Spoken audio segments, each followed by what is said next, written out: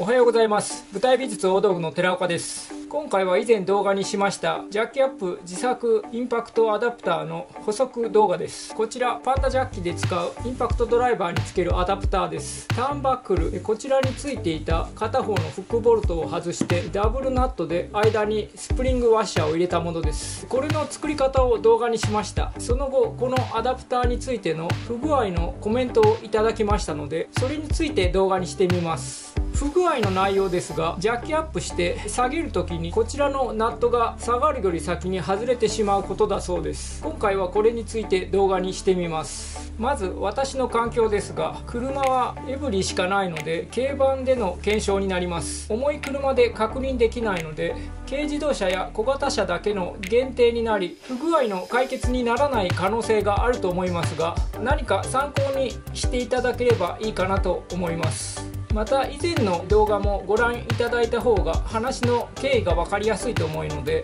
よろしければ後ほどでもご覧ください。それではいただいたコメントです。横堀亮太さんからコメントいただきました。ありがとうございます。同じものを作ってみたのですが、車を上げてジャッキを戻す方に回転させると先にボルトが外れてしまうのですが、いい方法はありますか？パンタジャッキにインパクトのアダプターを、ここに取り付けてインパクトで回して上げ下げします。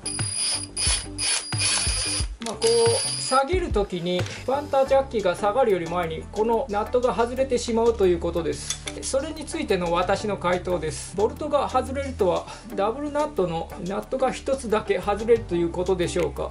そういうことだと思います。同じものなのでスプリングワッシャーも入っている状態ですよね。同じということは入っているということだと思います。私の場合は外れたことはないのですが、軽自動車軽バンと静音インパクトドライバー、こちらのドライバー普通のドライバーと違って、オイルパスのドライバーで少し力が弱いものです。 14.4V 33ニュートンメートル、普通のインパクトよりトルクが少ないです。これを使って動画の中で上げ下げしていました。なので瞬間的な負荷が少なく外れなかったのかもしれません。トルクが普通のインパクトより弱いので、それで外れなかった可能性があります。普通のインパクトドライバーで確認して返信します。こちら普通のインパクトドライバーです。最高機 WH14DDL に14.4V、 これのトルクが172ニュートンメートル、先ほどの静音インパクトより5倍ぐらいトルクが強いです。実際にこれで上げ下げしてコメントの返信をしました。車はエブリ軽バンで前輪軸重 140kg、 後輪軸重 410kg、 運転席側にジャッキをかけました。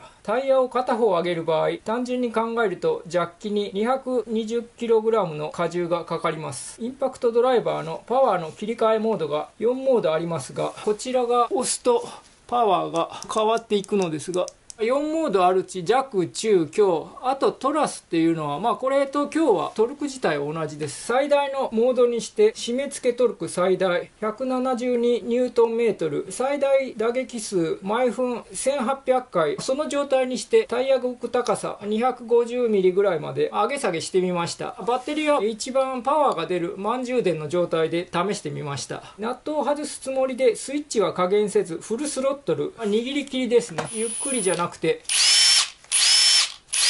一番負荷がかかるというか、衝撃が加わるだろうと思って加減せずに回してみました。この条件で7回目の下げる時にナットが緩みました。コメントではこう返したんですが、後で考えてみるとこのダブルナットでスプリングワッシャーをつけた状態で1年間、ずっと締め付けていたので固着していた可能性があるので、その時7回で外れたというのがもしかしたら特殊な状態になっていた可能性もあります。その後ダブルナットを締め直してパワーの切り替えモードを最弱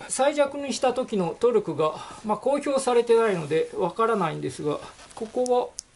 最弱の状態、これで最弱にして上げ下げ10回ぐらいしましたが、最弱では外れませんでした。これも車が軽いので、重い車の場合は外れてしまう可能性はあるかもしれません。また短時間に何度も上げ下げしていたので、パンタジャッキのネジが変に噛み込んだのか重くなりました。インパクトでフルスロットルで高速で回し続けたので、どこか噛み込んだのかネジの周りが重くなりました。ジャッキに少し錆びあり、もう結構古いものなので錆びがあちこちある状態なんですが、錆びとかそういうのでもパンタジャッキが重くなった原因かもしれないです。手のハンドルでは回らないくらいです。あまり良くないとは思いますが、パンタジャッキのネジに油を刺したら手のハンドルでも上げ下げできるようになりました。油を刺してパンタジャッキ自体は元のように回るように戻りました。車両にもよると思いますが、対策として以下はいかがでしょうか。下げるときは回転をゆっくりにして急激な負荷をかけにくくする。されてないとは思いますが、フルスロットルで急な負荷をかけないようにゆっくり回せば少しは外れにくいかなと思います。インパクトドライバーではなくドリルドライバーを使う。これも同じ急激な負荷をかけないためにトルクも弱いので、ドリルドライバーの方が外れにくいかなという意味での回答です。調べたら緩み止めナットがあるので、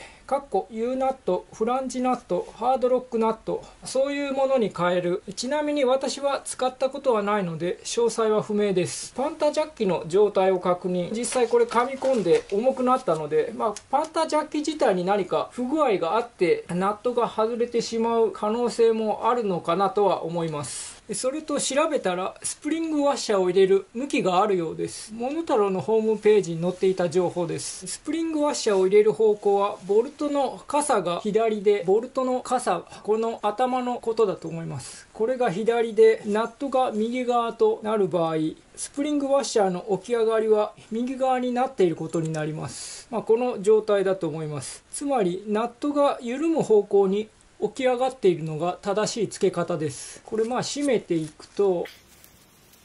こういう状態ですね。ナットが緩む時に、このスプリングワッシャーの角が食い込むような形で抜けにくいという、そういう意味だと思います。拡大して図に書くと、緩む場合がこのナットがこっち向きに回るんですよね。こういう風に回ろうとするときに、このスプリングワッシャーの角が食い込むような形になるので、それで緩みにくいという、そういうことだと思います。あとネットで調べると、スプリングワッシャーバネザガネは効かない情報もありました。こちらの条件では、私の場合は問題にはなりませんでしたが、条件により効かないこともあるようです。こちらの車が軽バンなので軽くて緩みにくかった可能性があります。今後新しい情報がありましたらコメント欄に返信します。そういう形でコメント欄には返答しました。それで今回フランジナットと U ナットを購入しましたので、実際にそれを使ってみようと思います。フランジナットはナットの片面が広くなっている、裏にギザギザがついているので、これでダブルナットすれば緩みにくいだろうということで、フランジナットと U ナットちょっと開けて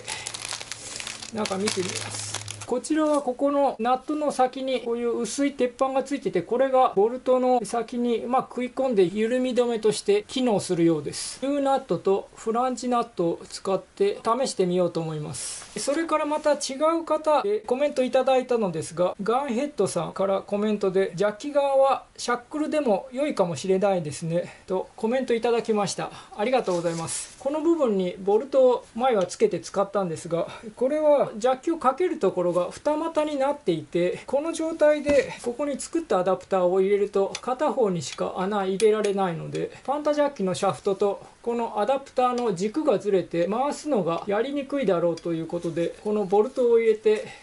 このシャフトとアダプターの芯が合うので、ブレることがなくて回しやすいということで、ボルトを間に入れて使っていました。これボルトを使わずにシャックルにすればいいだろうということで、ガンヘッドさんからコメントをいただきました。アイデアとしてはいいので、今回ボルトに変えてシャックルを入れてみようと思います。それでは一度ここのボルトを外してシャックルに変えてみます。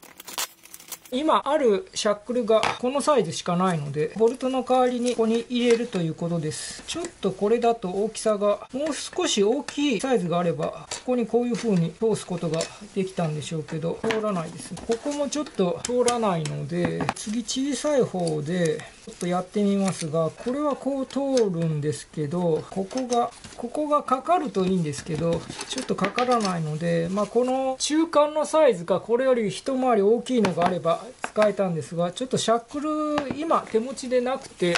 代わりにナスカンがあったので、これがちょうどはまるので、これでボルトの代わりにやってみようと思います。ここで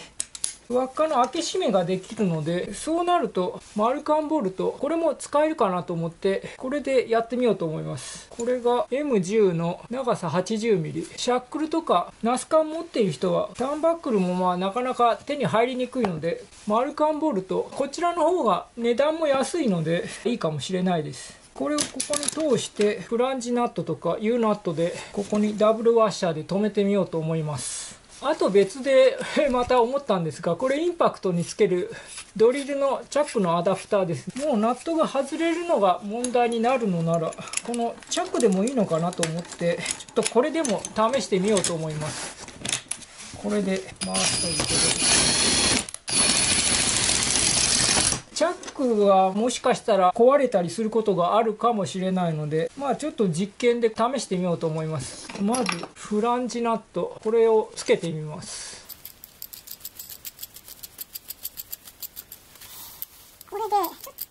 このギザギザがうまく緩み止めになってくれると思います。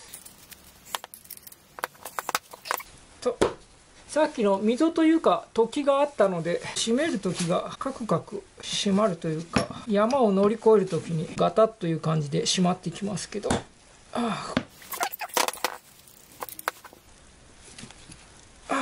分これでいったと思いますね。それでこのドリルチャックの方は、ちょうどこのターンバックルの片方、逆ネジの方が余っていたので、これを使ってこれで1個作っておきます。閉めて、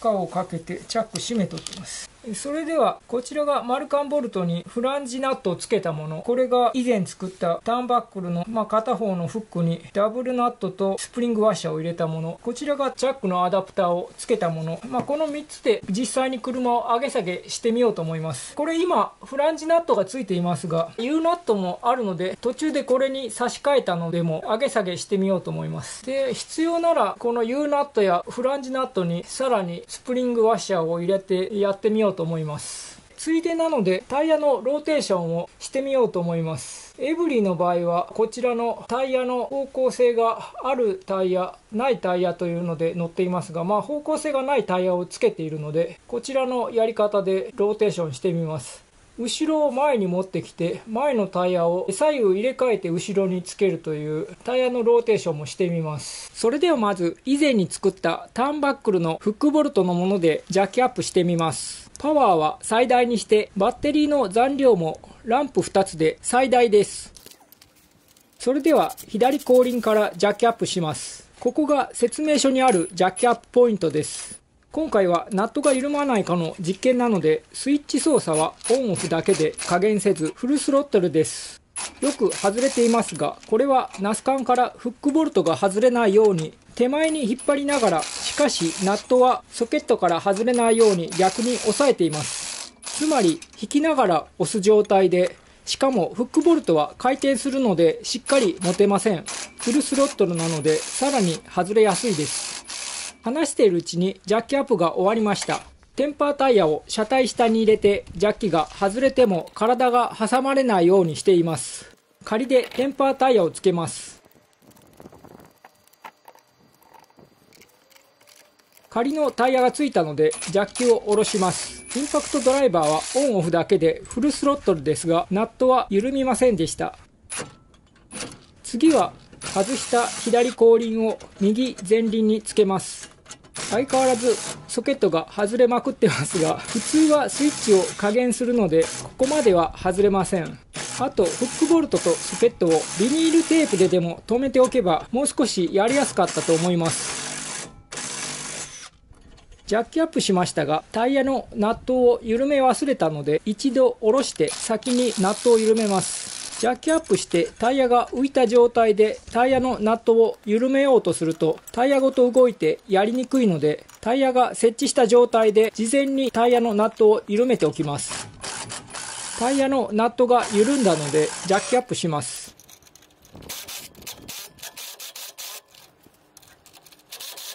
ところで実は編集中に気がついたのですが、タイヤのローテーションが違っています。説明書では後輪はそのまま前にローテーションなのに左右入れ替えています。この後ここから外した右前輪は左右入れ替えずに右後輪につけました。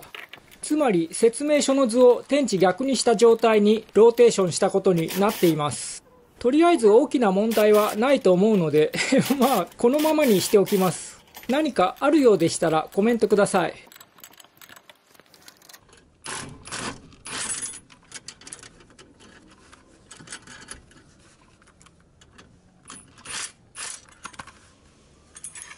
次はマルカンボルトとフランジナットのものでジャッキアップします。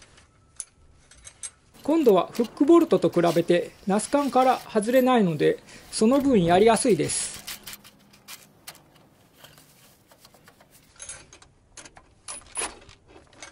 そしてまたタイヤのナットを緩め忘れていたので、ジャッキアップの途中ですがタイヤがまだ浮いていないので、先にタイヤのナットを緩めます。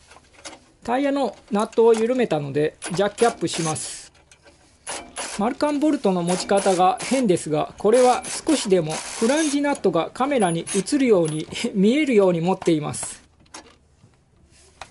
これでジャッキアップしていて途中であまり上がらなくなってきました。そのうちナットにソケットがはめづらくなりました。見てみるとナットがずれています。ダブルナットが共回りしています。共回りとはナット同士は強く締まっていますが、ボルトに対しては動く状態です。左の映像はジャッキアップする前のダブルナットの位置です。ナット1個分ぐらい動いています。ずれた分ソケットが入らないのでかかりにくくなりました。一度外してみます。フランジナットに傷とかはないので問題ないようです。とりあえずスプリングワッシャーを入れてみます。スプリングワッシャーが潰れてしっかり締まっています。これで再びジャッキアップします。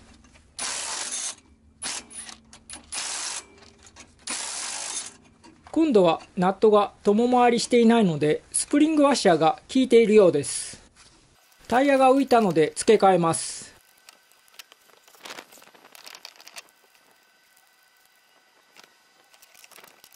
ジャッキを下ろします。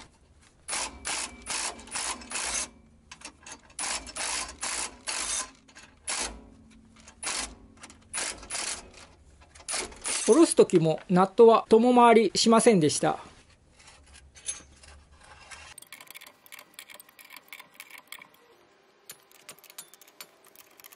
次もマルカンボルトでジャッキアップします。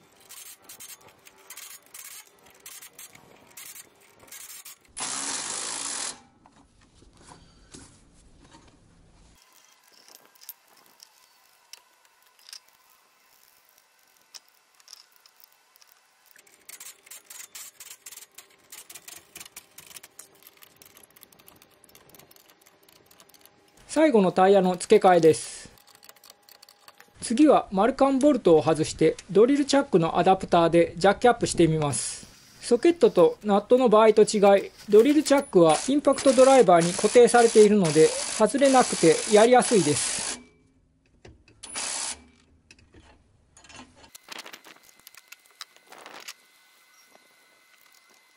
次はジャッキを下ろします。お、チャックは外れちゃいましたね。もう一度フックボルトをつけて試します。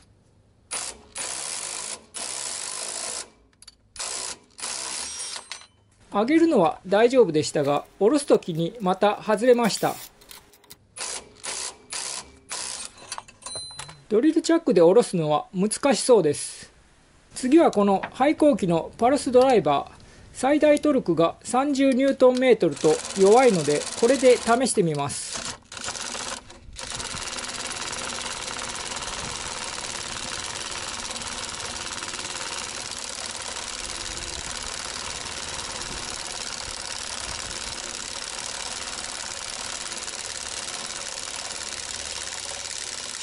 折りました。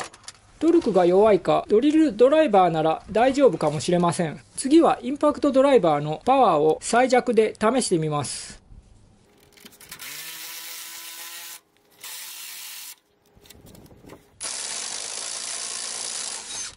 今度はチャックが外れました。これはインパクトの振動でチャックが外れたようです。やはりインパクトドライバーでは振動でチャックが緩むのかフックボルトが外れてしまいます。振動がなくトルクが少ないドリルドライバーなら大丈夫かもしれません。ただし小型のドリルドライバーはモーターが焼けるかジャッキアップできない可能性があります。次は U ナットを試してみます。今ついているナットを外して U ナットにします。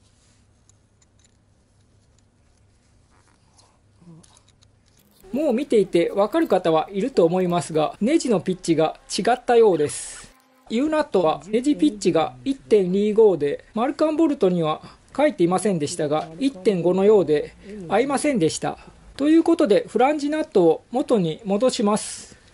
購入する時の確認不足で U ナットを試すことができませんでした。インパクトドライバーを最大パワーに戻してジャッキを下げます。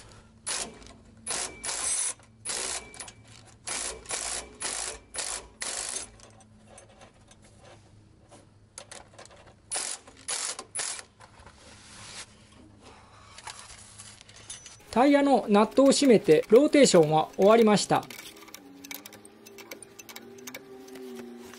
タイヤのローテーションは終わったのですが、ダブルナットが外れるところも映像に撮れればと思い、もう一度ジャッキアップしています。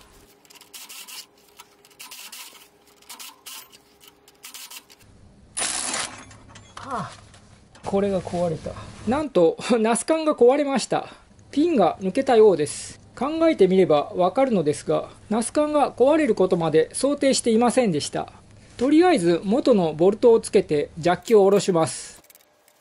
ナス管ではなくてシャックルなら壊れなかったと思います。無事ジャッキが下りました。フックボルトの時はボルトの方がナス管やシャックルのように動かないので相性が良さそうです。今回はとりあえずスプリングワッシャーを入れたダブルナットは外れませんでしたが、やはり車が軽自動車で軽く重い車で試さないと最終的にはわからないです。とりあえずエブリィと同じ車重が1トンぐらいまでなら使えそうです。この動画でコメントの解決になるかわからないのと、重い車には使えないかもしれませんが、何かの参考になればと思います。今回も最後までご視聴いただきありがとうございました。よろしければ高評価、チャンネル登録もよろしくお願いします。それではさようなら。